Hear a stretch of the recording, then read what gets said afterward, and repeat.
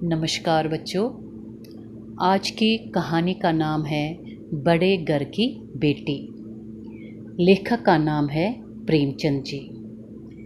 प्रस्तुत कहानी बड़े घर की बेटी के माध्यम से प्रेमचंद ने ये बताने का प्रयास किया है कि पारिवारिक स्नेह को बनाए रखने में घर की बहुओं की अहम भूमिका होती है।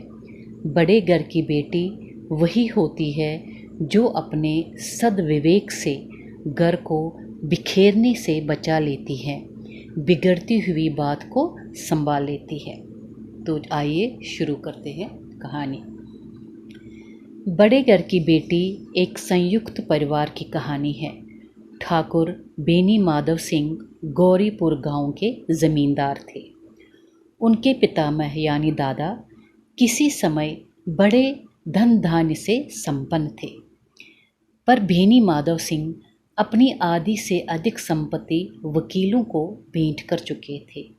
उनकी वर्तमान आय 1,000 रुपये वार्षिक से अधिक न थी। ठाकुर साहब बेनी माधव के 2 बेटे थे। बड़े बेटे का नाम था श्रीकांत सिंह। वह बहुत परिश्रमी था। उसने बीए की डिग्री प्राप्त की थी, पर पढ़ाई ने शरीर को निर्बल और चेहरे को कांतिहीन बना दिया था। छोटा लड़का लाल बिहारी सिंह दोहरे बदन का सजीला जवान था। भैंस का 2 सेर ताज़ा दूध वह सवेरे उठकर पी जाता था। पढ़े लिखे होने के पश्चात भी श्रीकंठ पाश्चात्य सामाजिक प्रथाओं के विशेष प्रेमी नहीं थे। वह संयुक्त परिवार के प्रेमी थे। बड़े उत्साह से रामलीला में सम्मिलित होते और स्वयं किसी न किसी पात्र का अभिनय करते थे। स्त्रियों को कुटुंब में मिलजुल कर रहने की जो अरुचि होती है, उसे वो देश और जाति दोनों के लिए हानिकारक समझते थे। यही कारण था कि गांव की ललनाएं इनकी निंदक थी। यहाँ तक कि स्वयं इनकी पत्नी का भी इस विषय में उनसे विरोध था। श्रीकंठ की पत्नी आनंदी भूप सिंह नामक एक रियासत के तालुकेदार की रूपवती, गुणवती और प्रिय कन्या थी। श्रीकंठ भूप सिंह के पास चंदा मांगने गए थे। उन्हें देखकर प्रभावित होकर भूप सिंह ने अपनी बेटी आनंदी की शादी उनसे कर दी थी। जिस टीम टाम की आनंदी को बचपन से ही आदत थी, वो यहाँ नाम मात्र को भी न थी। ये एक सीधा सादा देहाती गृहस्थ का मकान था, किंतु आनंदी ने थोड़े दिनों में ही अपने को नई परिस्थिति के अनुकूल बना लिया था।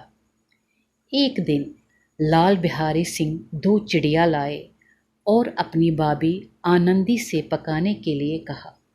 आनंदी ने नया व्यंजन बनाने में पाव भर घी डाल दिया। दाल के लिए बिल्कुल भी घी न बचा। लाल बिहारी सिंह खाने बैठा तो दाल में घी न देखकर भाभी से घी की मांग की, परंतु भाभी ने कहा कि मैंने सारा घी मांस पकाने में ही डाल दिया है। लाल बिहारी को ये सुनकर बहुत गुस्सा आया। तुनकर बोला, मैके में तो जैसे घी की नदी बहती हो। परंतु आनंदी मैके का व्यंग सहन न कर सकी। उसने कहा, वहाँ तो इतना घी नित्य नाई कहार खा जाते हैं। बस इसी बात पर भाभी देवर में कहा सुनी हो गई। लाल बिहारी ने खड़ाऊ उठाकर आनंदी की ओर जोर से फेंकी। आनंदी ने हाथ से खड़ाऊ रोकी। सिर बच गया, पर उंगली में काफ़ी चोट आई। स्त्री का बल, साहस, मान और मर्यादा पति तक है, इसलिए आनंदी खून का घूंट पीकर रह गई। श्रीकंठ शनिवार को घर आया करते थे। बृहस्पतिवार को ये घटना घटी थी। 2 दिन तक आनंदी कोप भवन में रही थी। न कुछ खाया न कुछ पिया, बस श्रीकंठ की बाट देखती रही। अंत में शनिवार को श्रीकंठ घर आए। बाहर बैठकर इधर उधर की बातें होती रही। पंचायत के उठने के बाद एकांत होने पर लाल बिहारी ने भाभी को समझाने के लिए कहा। बेनी माधव ने भी बेटे का ही पक्ष लिया। श्रीकंठ खा पीकर आनंदी के पास आए। वो भरी बैठी थी। सबसे पहले उसने पति से कुशलता पूछी। उत्तर में पति ने उपद्रव की बात पूछी। पूछने पर पत्नी झुंझला उठी और उसने अपनी उंगली की चोट दिखाकर पूरी घटना का वर्णन किया। प्रातःकाल होते ही श्रीकंठ अपने पिता के पास जाकर बोले, दादा, अब इस घर में मेरा निर्वाह नहीं होगा। बेनी माधव घबरा उठे।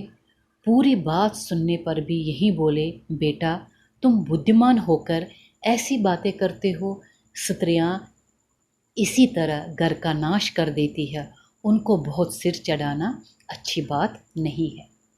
श्रीकंठ ने कहा कि अब मैं लाल बिहारी को इसकी क्रूरता और अविवेक के कारण अपना भाई नहीं मानता हूँ। बेनी माधव सिंह ने पुचकार कर फिर कहा कि लाल बिहारी तो बेसमझ लड़का है, तुम बड़े हो, उसे क्षमा कर दो।